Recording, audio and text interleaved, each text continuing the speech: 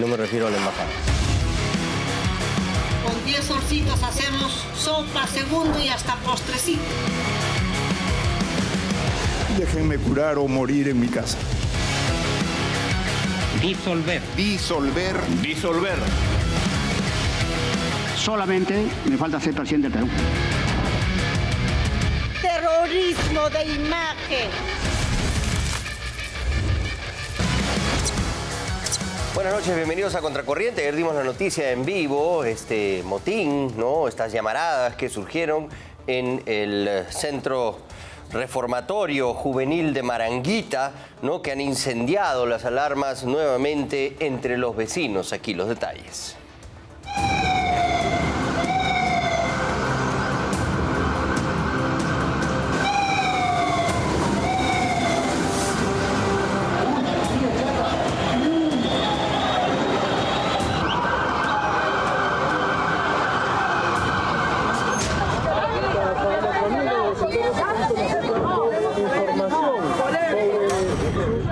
Que lo trasladan del penal a otro lugar, porque no es correcto.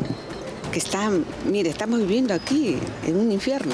Ojalá que se liebre el corazón, señor Perí, para que pueda trasladar a estos muchachos a otro lado, porque aquí realmente estamos en peligro. Los Guevara Valdivieso tienen la mala suerte de vivir frente a Maranguita. Han visto peleas, incendios, motines y escapes de película desde la puerta de su casa y hoy piden, junto a sus vecinos, que las autoridades cumplan su palabra de reubicar en otro lugar al centro de rehabilitación juvenil más grande del Perú. Ojalá, presidente, que lo reubiquen, ¿no? Que lo reubiquen para nuestra tranquilidad también, porque es una zona urbana y no vivimos aquí 100 familias, nada, vivimos más de 1000 familias, más. ¿Cuántos años vive acá? No, tenemos toda una vida tenemos viviendo acá y siempre hay ese eterno problema de que hay problemas en Maranga. Un incendio de considerables proporciones se desató la noche del jueves en Maranguita, generando preocupación en todos los vecinos, quienes pasaron una mala noche por el gran revuelo que se armó al interior de este centro para menores infractores. Los Guevara Valdivieso dicen que cuando se disponían a descansar, el humo incontrolable ingresó a su vivienda y tuvieron que ponerse a buen recaudo. Aseguran que vivir aquí es como estar presos de los repentinos gritos de los jóvenes internos y del desorden que sale de este lugar. Yo levanto mi voz de protesta, reclamo. La pregunta es, ¿quién me escucha? ¿Quién toma acción al respecto? El incendio que hubo acá ha sido fuerte. Ha sido muy fuerte. Ayer. Sí, ha sido fuerte. Personas que viven acá deben de trasladar a otro lugar. Mira, tanto espacio que hay para otro sitio. Deberían de trasladar a otro lado. No, porque no es correcto que esté aquí todavía. Los Guevara Valdivieso saben cómo es vivir con el miedo. Hace 4 años, cuando se encontraban descansando en su habitación, un interno de Maranguita les abrió la puerta del dormitorio y les pidió no delatarlo. En ese instante, su casa dejó de ser su hogar y se convirtió en una celda invisible. Se metió al cuarto, nos pidió que por favor no le comunicáramos a la policía que él estaba acá, ¿no? Pero era nuestro deber informar a la policía porque él no debió hacer lo que hizo, no escaparse. La policía estaba recorriendo por acá, lo llamamos, lo hicimos entrar, nos quedó mirando, no nos amenazó, pero hizo con su mirada, nos dijo bastante, ¿no? Pero no solamente había una oportunidad, sino en más oportunidades, ¿no? Y en estos espacios ellos tratan, pues se agarran de acá, se meten y de una vez adentro, bueno, tratan de... Uno se asusta, lógico, pero tratamos de actuar con la cabeza fría, habíamos varias personas adentro y bueno, se lo llevaron. Unas casas más allá, las historias se parecen como espejos. Son sanmiguelinos de toda la vida, crecieron aquí y heredaron sus propiedades y también están hartos de los problemas internos de Maranguita y viven con el miedo de que un día se escapen. ¿Cómo es vivir frente a Maranga todos los días? Es un poco incómodo. Es incómodo por el tema de que no sabes en qué momento va a haber el tema de que ellos se salgan, que quemen el humo, la bulla, ¿no? La inseguridad. Esta vecina no quiere dar su nombre por temor a represalias, pero recuerda como si fuera ayer el día en que se escapó el temido Negro Canevo, un delincuente juvenil que en los 90 era considerado por la policía como el delincuente más peligroso del país. Cruzó su jardín en su desesperado intento de fugar. También viviste el tema de la fuga de Canevo. ¿Cómo fue eso? Pues le digo, fue algo, no sé, me sentí bien segura porque estaban llenos de policías aquí. En mi casa estaba lleno de policías. Y aquí en el jardín dormían los policías para el día siguiente. Porque fue bien fuerte, lo de Canevo fue bien fuerte. Entonces yo me sentía súper segura, ¿no? Porque antes mi casa era mitad pared. Entonces mi papá le hacía pasar aquí a los policías para que descansen, le invitábamos los desayunos, me acuerdo, para que nos cuiden. Pero esa no sería la única fuga que vieron sus ojos. El día en que Alexander Pérez, alias Gringacho, escapó de Maranguita, los policías también se apostaron en su azotea para tomar control de la zona. Recuerda cómo Augusto Sondaik, el hoy conductor de este programa, la entrevistó y dijo sentir miedo de vivir frente a este lugar. Y me dices que tiene muchos años este tema y que siempre es reiterativo, incluso Augusto Sondaik ha cubierto también algunos. Sí, yo me acuerdo de Augusto bastante cuando estaba más joven también, pues igual yo también. Cuando fue el tema de Gringacho, hace más de 10, 15 años. Y se podría decir 15, 18 años atrás ahí. En la esquinita entre ese árbol, ahí me acuerdo yo porque él me entrevistó. Yolanda Valdivieso Suárez es una amable señora de hablar sereno y movimientos suaves. Aquí en San Miguel creció, se enamoró e hizo una familia con Antonio Guevara Suárez Sebán. Nunca pensó que tener el privilegio de vivir casi frente al mar se convertiría en toda una pesadilla. Yo soy más pasiva, ¿no? Pero ay, ¿cuándo se acabará esto? Pues no se acaba todavía esto, pues. Se agarran de acá, ¿no? Como somos, claro, se agarran de acá, ¿no? Y se tiran, se meten acá. Por acá. Claro, se meten por acá. Se raspan la espalda, lógico, pero entran.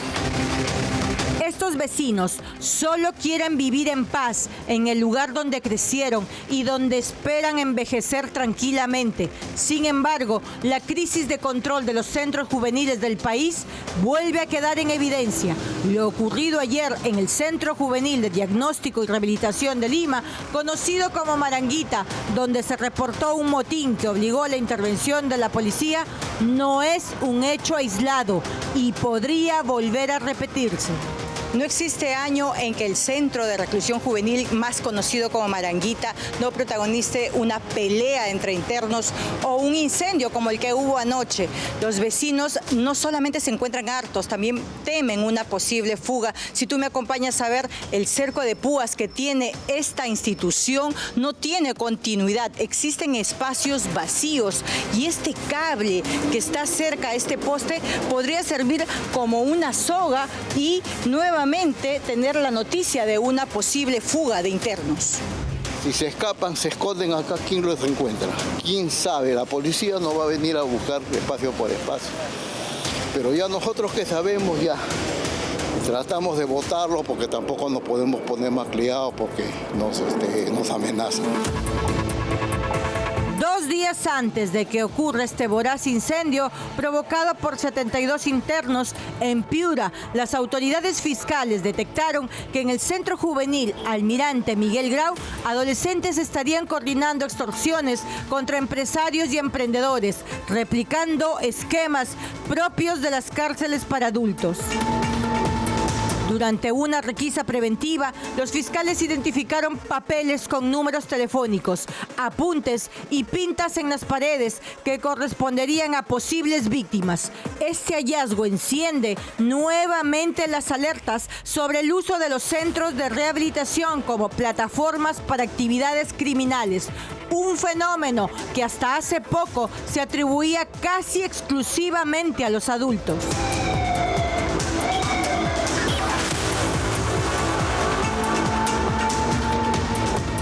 Todavía me recuerdan por ahí, cuando estaba de reportero, ese es el caso de Gringallo, cuando se fugó. Pero también recordaban la era de Canevo. O sea, estamos hablando de un largo historial y un fastidio e incomodidad permanente de los vecinos de esta zona. No hay, en realidad, rehabilitación ahí. Uno sale graduado en el AMPA, sale peor de lo que ingresó. Esos juveniles terminan siendo delincuentes, ranqueados y peligrosos. Hemos visto casos infinitos. Y cada cierto tiempo, como si fuera un ciclo, hay un motín, un incendio, secuestrados. Entonces, realmente hay que tomar una medida muy seria y contundente, ¿no?, para resolver todos estos problemas que siempre afloran cada cierto tiempo. Muy bien, y ahora vamos con el siguiente reportaje de Stephanie Medina. El Poder Judicial le ha cerrado el camino político a Vladimir Cerrón. ¿Qué ha pasado? La tercera Sala Penal de Apelaciones Nacional ha confirmado la prisión preventiva en su contra por organización criminal y lavado de activos. Esto es por el caso de los dinámicos del centro. A pesar del buen oficio de su abogado, Humberto Abanto no ha podido librarse de esto. Sigue vigente la orden dictada en octubre del 2023. Vean ustedes cuántos años han pasado ya desde que han solicitado la prisión preventiva y nadie lo encuentra, la policía no sabe dónde está, a pesar de que él se despacha a sus anchas usando redes sociales que podrían tranquilamente los detectives seguir el IP, la ubicación, la antena, de dónde está transmitiendo, no pasa nada. Él sale en TikTok, da discursos, seminarios, se conecta por horas, y nadie lo encuentra. Nadie lo encuentra. Bueno, lo que va a pasar con esta decisión es que el líder de Perú Libre no va a hacer campaña presidencial en el 2026 y va a tener que quedarse en la clandestinidad, pese a que sí está habilitado como candidato, O sea, sí puede él ser elegido, pero tiene que ser desde la clandestinidad. Vamos a ver más al respecto en el siguiente reportaje. Saludo a Vladimir Cerrón. Hermano, te traigo aquí el saludo. Tú que estás aquí, ¿qué tal, Vladimir? ¿Cómo estás?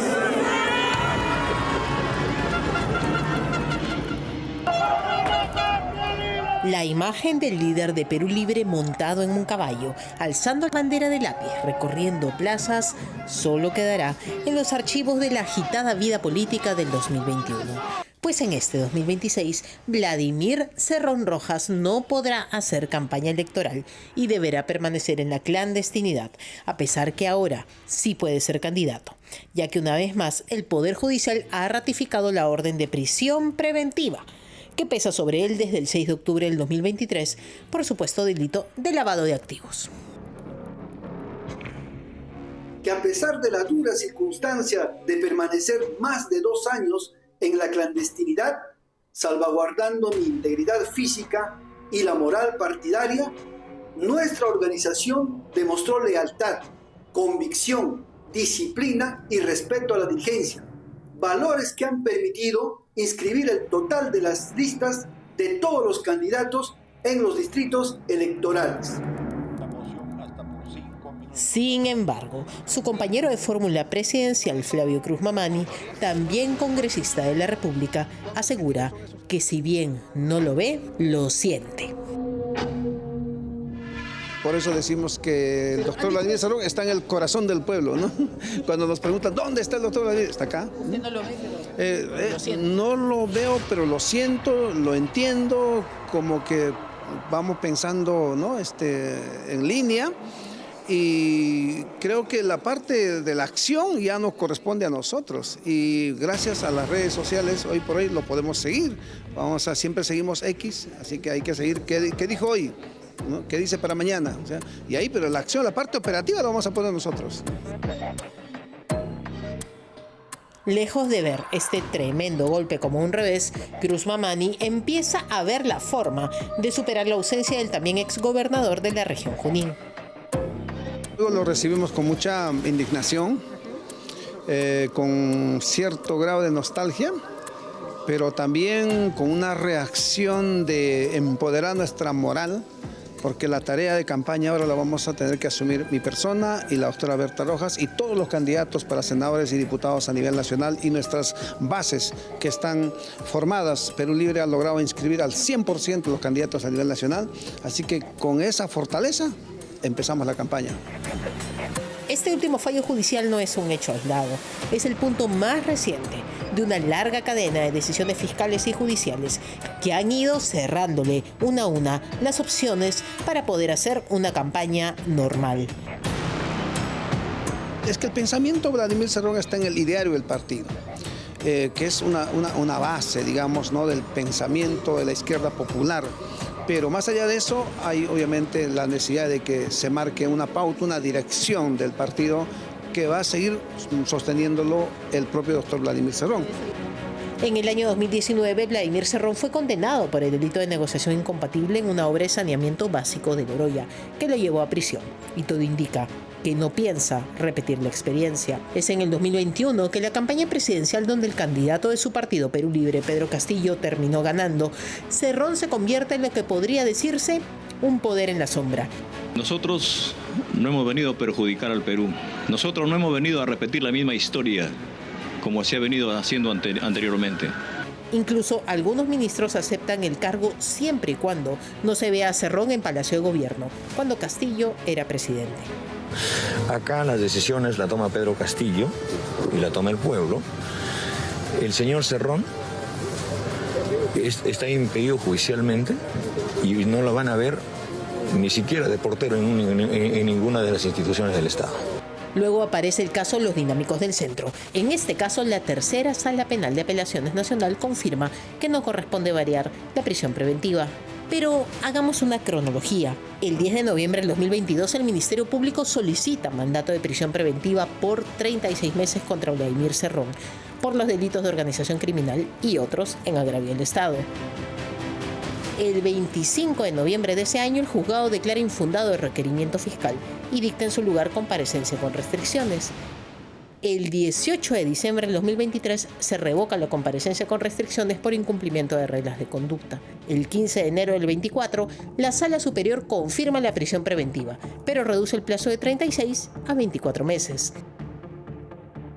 El 31 de enero del 2025, la defensa solicita la variación de prisión preventiva e interpone un recurso de apelación, que es rechazado por el Poder Judicial.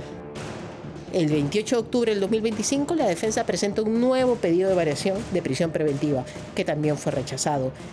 La defensa vuelve a apelar y el último revés se da hoy, 7 de enero del 2026, donde la tercera Sala Penal de Apelaciones Nacional emite pronunciamiento y declara infundada la apelación de la defensa de Cerrón. Confirma la prisión preventiva por los delitos de organización criminal y lavado de activos. El motivo es que los jueces de la tercera Sala Penal de Apelaciones Nacional aseguran que aún existen abundante material probatorio que complica a Cerrón, quien se mostró indignado en su red social favorita X.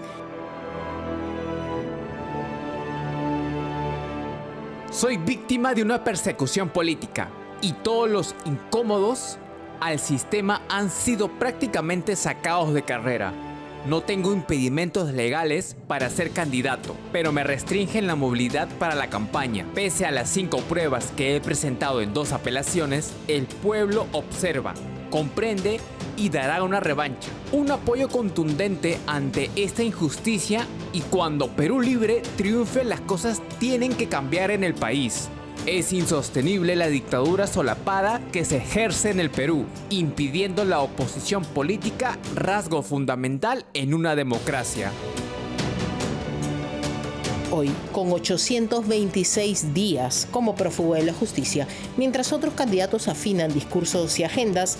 Vladimir Cerrón enfrenta la campaña más difícil de su vida, la de intentar sobrevivir políticamente desde la clandestinidad. Si bien el fallo judicial no habla de política ni de elecciones, en los hechos vuelve inviable que Vladimir Cerrón Rojas haga política, al menos de manera presencial. Bueno, aquí está la sentencia. Está muy bien, ¿eh? Han ido a fondo a todo y, claro, declaran infundado, ¿no?, este recurso de apelación y confirman la resolución en todos sus extremos, ¿no? Esto significa que lo que estaba reclamando Humberto Abanto no tiene asidero. Han considerado que toda esa apelación carece de fundamento y él tiene ahorita que cumplir con 24 meses de prisión preventiva por el caso Lo Dinámico del Centro. En el 2021 él no podía ser candidato porque tenía una sentencia. Esa sentencia ha sido anulada en la Corte Suprema por el juez César San Martín.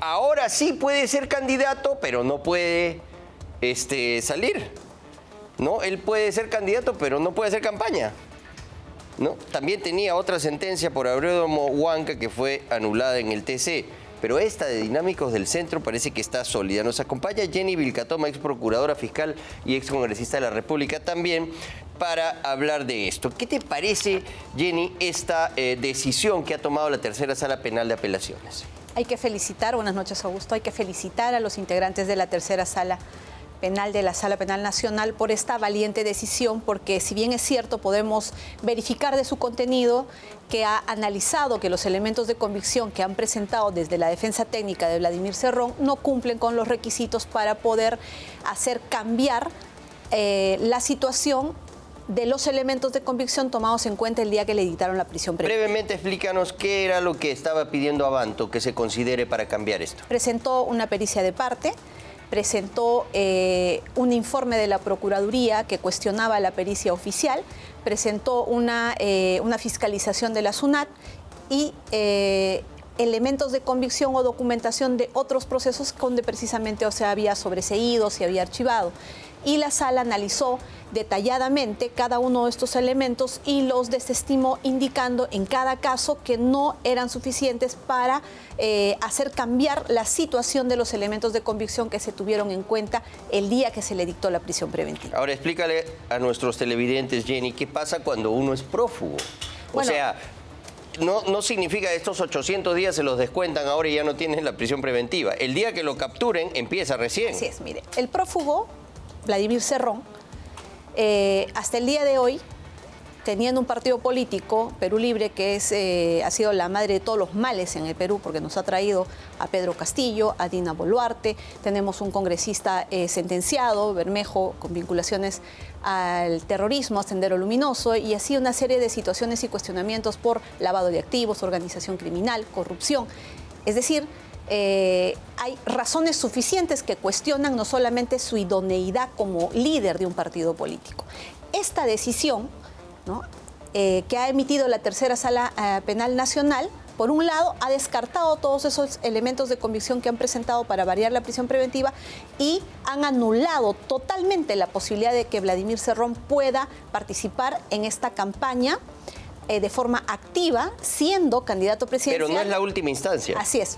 Continúa todavía la casación. Ya, pero ya pasaron las elecciones. ¿No? Pues así es, también puede recurrir al Tribunal Constitucional, pero ya las elecciones para esa fecha han terminado. Pero lo que voy es, si lo capturan, empieza su prisión preventiva de 2 años. El hecho que él tenga esta medida de prisión preventiva impide que él pueda realizar una campaña presidencial a nivel nacional. Es decir, se sepultan absolutamente todas sus posibilidades de poder recibir votos a nivel nacional. Y es más, si lo capturaran, el día que lo capturan, recién se va a empezar a computar estos 24 meses. Y para eso ya pasaron las elecciones, ya tenemos un presidente electo y este sueño que ha tenido nuevamente de ser presidente del Perú, teniendo tan graves cuestionamientos, no solamente a nivel moral, sino a nivel de estos procesos que se siguen contra él, simplemente la tercera sala penal nacional los ha sepultado por completo. Y esa es una noticia que a nivel nacional hay que celebrar, porque no puede ser posible que tengamos como candidato presidencial a un prófugo de la justicia. Eso desmerece la imagen del país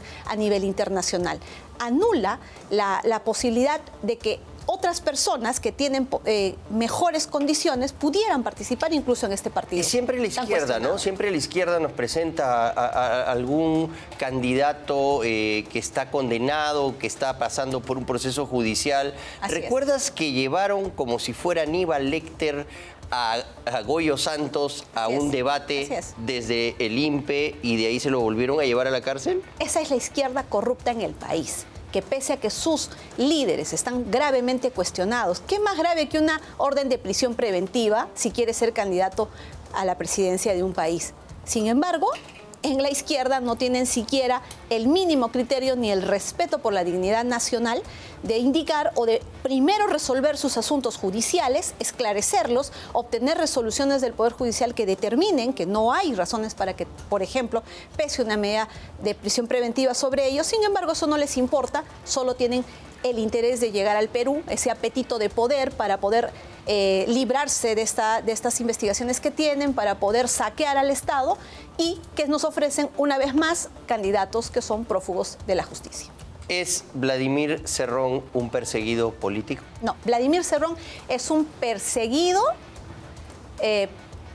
por el Ministerio Público por la presunta comisión de delitos. Y en uno de esos casos, que es el que se sigue en el sistema de lavado de activos, es que se ha dictado esta medida de prisión preventiva y es una investigación que tiene, según la misma resolución, muchos elementos que cumplen con la condición de la sospecha fuerte y otros que en la investigación mismo se están recabando, que dan lugar o que hacen proyectar al mismo Ministerio Público que va a tener la posibilidad de presentar una acusación y lograr una futura sentencia en el país.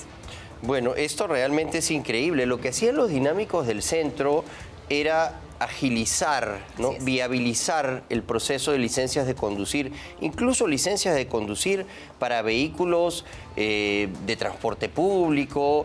¿Cuántos accidentes habrán ocasionado este tipo de gestiones oscuras que se hicieron en el gobierno regional de Junín? ¿Cuántas personas han perdido familiares en accidentes que precisamente tendrán como consecuencia o serán la consecuencia de la obtención de estas licencias de manera ilegal a personas que simplemente tal vez no cumplían los requisitos? Claro, cobraban y te daban una mafia la licencia. Que cobraba, que traficaba con las licencias. Pero esta investigación de lavado de activos que se inicia en ese entonces por el fiscal Richard Rojas tiene un objetivo distinto. La investigación por los dinámicos del centro es una investigación en el sistema de corrupción de funcionarios que tuvo su origen en Junín. Lo que hacen en lavado de activos es buscar demostrar el ingreso de dinero ilegal de todas las investigaciones que se puedan tener, por ejemplo, de dinámicos del centro u otros, para demostrar que entró dinero ilegal al partido Perú Libre. Incluso yo recuerdo que el año 2021 yo acompañé a un colaborador eficaz, a un aspirante, presentando un medio de prueba objetivo, una pericia de un mensaje de WhatsApp en cómo un funcionario del gobierno regional y a la vez tesorero de Perú Libre le pedía un monto de dinero a un empresario condicionando la entrega de este dinero al pago de una valorización de 1 millón de soles. Claro. Entonces, ese tipo de actos, que esta pericia está en esta fiscalía, cuentan con este elemento de convicción que hemos entregado en su momento. Como este elemento, hay otros elementos que tienen el objetivo de demostrar que al partido Perú Libre ha ingresado dinero de origen ilícito. Y ahí está involucrada también Dina Boluarte, ¿no? Así es, en su momento la incorporaron. Recuerdo mucho que el fiscal me informó en algún momento cuando participé de estas diligencias que se estaba incorporando a Dina Boluarte en la segunda línea de esta estructura que venía siendo indagada por la fiscalía. Ahora, en ese momento pasaron dos cosas. José Domingo Pérez la sacó a Keiko Fujimori con su chaleco de acusada y le presentó la acusación, a pesar de que todavía le faltaban algunos meses, cosa rara para él, porque más bien pide extensiones de tiempo, ¿no?, para sus procesos, pero como era conveniente sentarla en el banquillo de los acusados en plena segunda vuelta, lo hicieron. Pero en cambio, para el caso de los dinámicos del centro, donde Pedro Castillo estaba involucrado, más bien se aguantaron. Así es. Porque la fiscal Boni Bautista pidió desde Junín al sistema, ¿no?, anticorrupción que no se adoptaron las acciones inmediatas. Y me parece que desde Lima, no sé si fue Omar Tello, el fiscal, que dijo, no tenemos policías. Y después la policía especializada dijo, nosotros no participamos en la cautela de las elecciones. Cierto es que en este proceso Vladimir Cerrón ha sido tratado con guantes de seda. Ahora pesa una orden de prisión preventiva, pero en su momento, cuando se pidió en una primera oportunidad, fue rechazada. Por eso es que le dictaron la medida de restricción y no pudo tampoco realizar la campaña para alcaldes y gobernadores a nivel nacional, lo cual le generó un fracaso absoluto al Partido Perú Libre en su momento, ¿no? Hemos visto en varias circunstancias, es más, que se mantenga prófugo tanto tiempo en el país denota que goza de impunidad, goza de la protección del poder político. Es vergonzoso, ni siquiera el presidente Gerí puede hoy alardear de una gestión exitosa. Se entendía que fuera Dina Boluarte que está implicada en el caso, ¿no? Así es que no resulta creíble que un gobierno en su totalidad, ¿no?, y es más, un nuevo presidente no exija y no ofrezca al país como primer resultado la captura del prófugo Vladimir Cerrón, que es la muestra de la impunidad en el Perú. Por eso los extorsionadores, por eso estos asesinos no le tienen miedo a nada, porque lo primero que se preguntan es, si no capturan a Vladimir Cerrón en tanto tiempo, es candidato presidencial, ningún presidente le ofrece su captura como un resultado para el país, entonces pues la impunidad campea, ellos se sienten intocables y nuevamente denuncio que esta protección que tiene es desde el más alto nivel. No pasó con Pedro Castillo, no pasó con Dina Boluarte y ahora tampoco está sucediendo en el gobierno del señor Gerí. Hay gente que considera los dichos de Jaime Villanueva veraces cuando les conviene, pero falsos cuando no. Hay una declaración que da al detalle es muy importante, de una llamada desde la casa de Ruth Luque, en la que le solicitaban a Rafael Vela, que era el coordinador de todo el sistema de lavado de activos, que le pida a Richard Rojas que separe a Pedro Castillo de la investigación de dinámicos del centro. A cambio de eso, Vela pedía legislación que lo favoreciera para poder ascender. Es la versión de Jaime Villanueva, que claro, ahí sí todos los caviares dicen, no, está mintiendo, ¿no? Cuando habla de José Domingo Pérez, de Rafael Vela, de Gustavo Gorriti, es mentira. Así es. ¿No? Pero cuando habla de Patricia Benavides y otro, ahí sí es verdad, ¿no? Entonces esta visión selectiva, ¿no?, de esta gente no deja de sorprendernos. De hecho, sucede. Sí. Richard Rojas separa a Pedro Castillo del proceso y así él puede postular. Y después, como no le dan lo que quería Vela, se venga y se le viene encima y recuerdas que incautó todos los locales, etcétera. Mira, esta decisión de la Tercera Sala Penal Nacional es importante hoy porque lo tenemos como candidato presidencial. Frena y sepulta por completo su interés, su sueño de querer candidatear a nivel nacional. Pero también es verdad que esta declaración de Jaime Villanueva cuestiona gravemente el desarrollo de esta investigación. Yo, de primera mano, te puedo decir que hemos entregado una pericia con los datos que te estoy indicando sobre este pedido de esta funcionaria del gobierno regional de Junín a un empresario, dinero para la campaña, para la llegada de Pedro Castillo a Junín, inmovilizando una valorización de 1 millón de soles, que solamente fue desembolsada cuando este empresario tuvo que dar dinero. Ese elemento de convicción en una pericia lo hemos ofrecido, pero hasta el día de hoy no ha habido un resultado sobre las consecuencias de las personas que están implicadas directamente en ese mensaje. Entonces, cuando escucho la declaración de Jaime Villanueva en este extremo, a quien yo creo, y creo de manera unánime, porque ya está en un proceso de corroboración y de homologación de la sentencia de colaboración eficaz, Yo considero que ese es un hecho que se tiene que investigar, pues si esta investigación, teniendo tantos elementos de convicción, se frenó, excluyó o se debilitó respecto de alguno de sus integrantes, ¿no? Con la declaración de Jaime Villanueva se estaría evidenciando que ese trato desigual sí tuvo lugar en esta investigación y debería ser objeto de indagación por las autoridades competentes en este extremo. Ahora vamos al problema. Ruth Luque tiene que ser investigada por este hecho. Rafael Vela y todos los implicados tienen que ser investigados porque ¿es verdad o no es verdad finalmente? Ahí vamos pues el problema. Se negoció este gran caso, el más importante que existe, que hoy no le permite a Vladimir Cerrón continuar con su alucinación de ser presidente en el Perú, siendo un prófugo de la justicia, ¿no? Aquí ha sucedido algo en esta investigación. Claro, Rafael Vela, hasta según Villanueva, tenía la soberbia de decir, vamos a dejar que se siente en el sillón presidencial. Así es. Si ese hecho es real, tiene que llevar tras las rejas no le a pasa todos nada. los implicados. No le pasa nada porque el Ministerio Público está tomado. Bueno, esperemos que gente ahora, que lo protege. Esperemos que ahora que se está dando este gran cambio bajo el liderazgo del doctor Tomás Aladino Galve, se pueda dar lugar a una investigación sobre este hecho en concreto.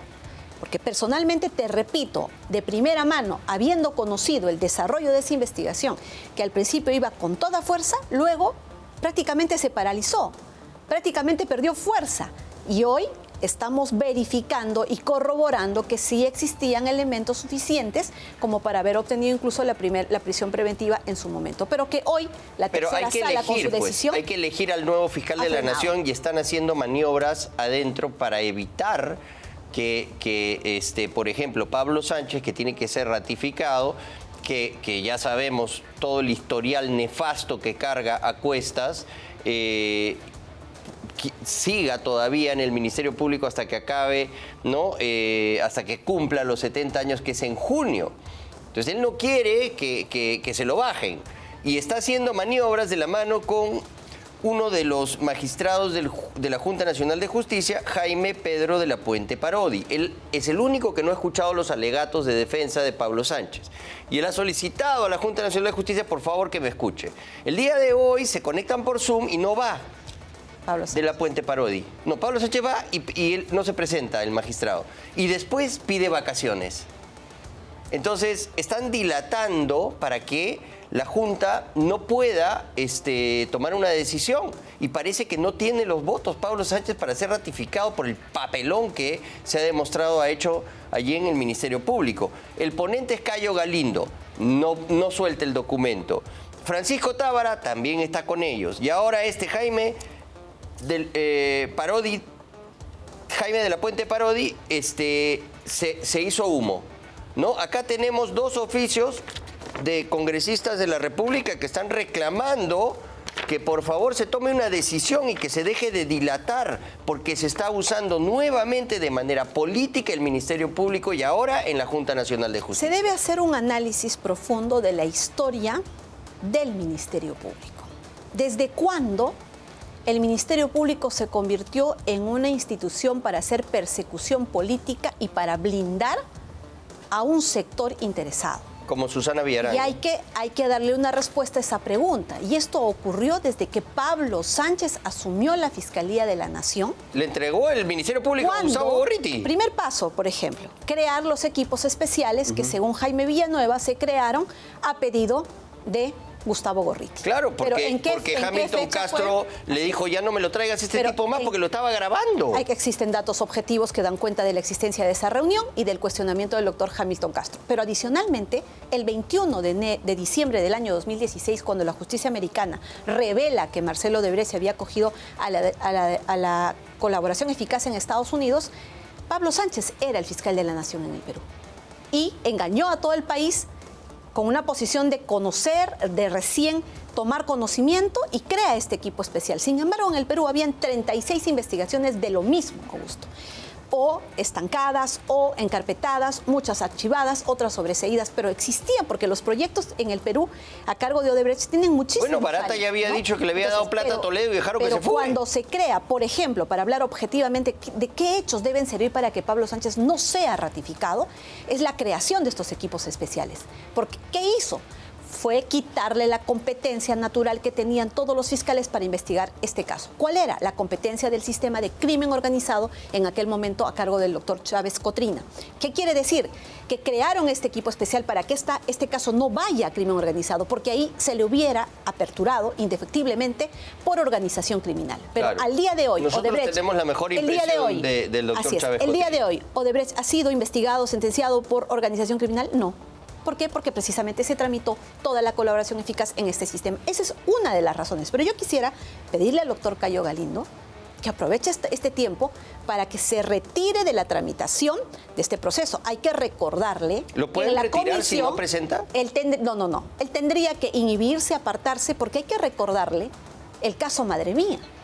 Y cómo el caso Madre Mía reveló cuestionamientos en relación al proceso que se llevó, a las investigaciones que se llevaron en el Ministerio Público sobre la investigación del caso Madre Mía, sobre Ollanta Humala, y que cuestionaban a Pablo Sánchez. Yo he sido integrante de la comisión que investigó el caso Madre Mía y recuerdo perfectamente que el nombre de Cayo Galindo está vinculado a Ollanta Humala y está vinculado también a esa etapa en la cual se investigó Madre Mía y a los hechos de Madre Mía, y es exactamente en cómo reclamábamos nosotros que en su momento esa investigación se haya archivado y que también haya tenido participación Pablo Sánchez, porque Pablo Sánchez ha acudido a esa comisión a ser interrogado. Entonces debería revisar escrupulosamente en este momento y de manera inmediata el doctor Cayo Galindo si debe o no debe conducir esta ratificación. Porque si tiene algún tipo de vinculación, no la presenta, tendría que apartarse inmediatamente. Ahora, hay que ver que lo que está ocurriendo en la Junta Nacional de Justicia en este momento son actos deliberados para impedir que se complete con este procedimiento de ratificación. Ya es muy burdo. Quieren que esté Pablo Sánchez para petardear la elección de Tomás Gálvez como fiscal de la Nación. En primer lugar, ya le dieron la oportunidad que no le han dado a nadie de manera excepcional, se pueda llevar a cabo una entrevista ampliatoria, porque en su primera oportunidad faltó un integrante de la Junta. Claro, ya, pero María Teresa Cabrera podría decir ya, bueno, señor, usted... No, ya le dieron la oportunidad. No, y no fue, y encima se va de vacaciones, vamos a votar. Entonces, ahora tienen que resolver ese procedimiento. Se puede hacer, no es ilegal. Por supuesto que sí, porque ya llevaron a cabo y dejaron una constancia, que esa condición era excepcional, que se estaba brindando esa oportunidad. Ahora se tiene de que según los datos con los que contamos de estos pedidos oficiales que le han hecho a la doctora María Teresa Cabrera, tanto la congresista Patricia Chirinos como el congresista Flavio Cruz, es que lo que se ha visto es que en esta segunda sesión, en esta segunda oportunidad, el magistrado tampoco habría acudido. Entonces yo creo que inmediatamente deberían adoptarse las acciones para denunciar a este magistrado, porque ya estaríamos ante una situación recurrente que lo que buscaría es más bien dilatar el plazo, causar una dilación indebida, porque el doctor Pablo Sánchez está a puertas de cumplir el límite de edad y debería retirarse. Entonces hay que ver que la Junta Nacional de Justicia proceda conforme a ley y con un trato igual a cualquier otro participante y emita la resolución que corresponda para definir esta ratificación. Desde mi posición, Pablo Sánchez no cumple con la idoneidad para el cargo. Él no debe ser ratificado. No solamente los cuestionamientos por Odebrecht, sino la serie de decisiones cuestionables y contra la norma que ha tomado de manera sucesiva en los diferentes momentos que ha asumido, no solamente su cargo como fiscal de la Nación, sino como fiscal supremo, son razón suficiente para no ratificarlo. Aquí está la fecha de nacimiento de Pablo Sánchez, 26 de junio de 1956, cumple 70 años el próximo 26 de junio. Y claro, lo que ellos quieren es que él permanezca hasta el final. No quiere que vaya luego de un proceso en el que no lo han ratificado. Y eso es lo que están aguantando. Y además quieren que él esté ahí, ¿no?, para poder hacer ruido y evitar que pueda haber la elección de Tomás Gálvez como nuevo fiscal de la Nación. Ahí está, las mismas artimañas de siempre. Jenny, gracias por haber estado con nosotros esta noche. Para terminar. Augusto. Sí, el Ministerio Público requiere un cambio urgente. Y una de las formas es que los fiscales supremos que que han abdicado a la razón de ser del Ministerio Público, que han abdicado a esos intereses propios de la institución, deben ser retirados. Esta es una oportunidad que tiene la Junta Nacional de Justicia en el ejercicio de sus funciones de no ratificar a Pablo Sánchez y dar lugar a que ya se inicie con este cambio que necesita esta institución. ¿Para qué? Para que cumpla con su deber de perseguir el delito correctamente y pueda recuperar la confianza de la ciudadanía, pues la institución se ha visto perjudicada en su imagen por todos estos escándalos o estas decisiones que, por un lado, hacen o utilizan a la institución como un brazo de persecución política, pero para los amigos existe la impunidad. Muy Gracias. bien. Gracias, Jenny, por haber estado con nosotros. Hacemos una breve pausa y volvemos con más en Contracorriente.